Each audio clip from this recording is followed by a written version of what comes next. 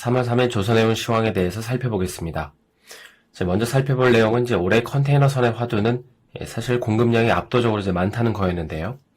그러다 보니까 컨테이너선 운임 역시 공급 과잉 상황에다가 또 최근처럼 수요 감소 현상이 나타나고 있기 때문에 운임 역시 이를 반영하고 있는 것이죠.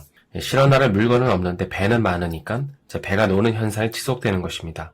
그래서 며칠 전에도 나왔지만 일부러 먼 거리를 돌아가면서 이 톤데이를 늘리는 이유가 여기에 있는 것입니다. 그런데 어제 세계 5위의 컨테이너 선사인 이 하팍로이드가 이런 얘기를 했는데요.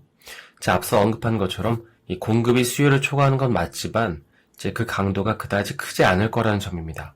특히 올해는 공급과 수요가 거의 일치할 거고 그 이후에는 이 선박 인도가 지연되고 또 폐선량도 늘어나면서 결국에 공급 과잉이 나타나지 않을 거라고 언급을 한 것이죠.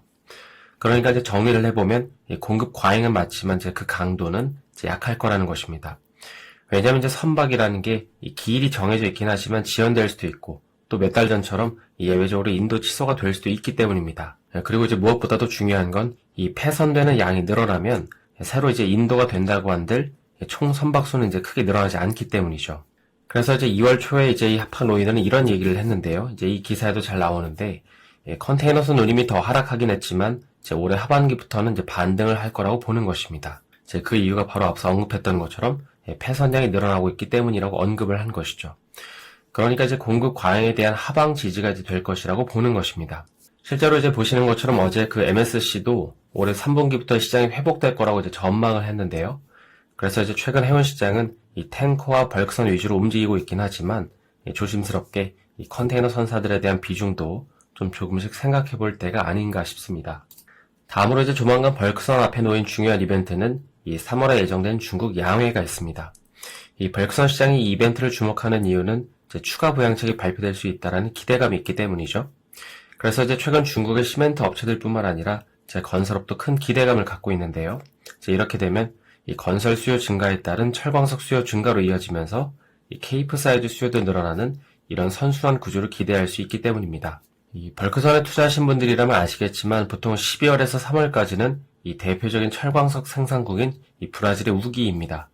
현재도 이런 이유로 인해서 생산량이 낮은데요. 따라서 만약 우기가 끝나는 3월 정도부터 이 중국의 새로운 부양책이 얹어지면 시장에서 언급하는 이 2분기부터 급반등을 좀 기대할 수 있지 않을까 싶습니다.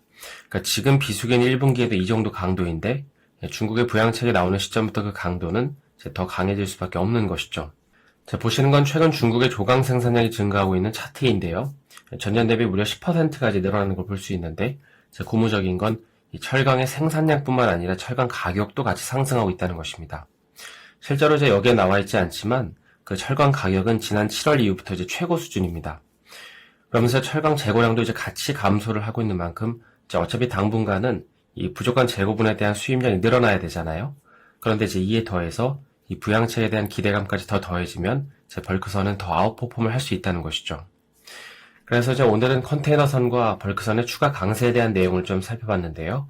오늘 영상이 도움이 되셨다면 좋아요와 구독 부탁드립니다.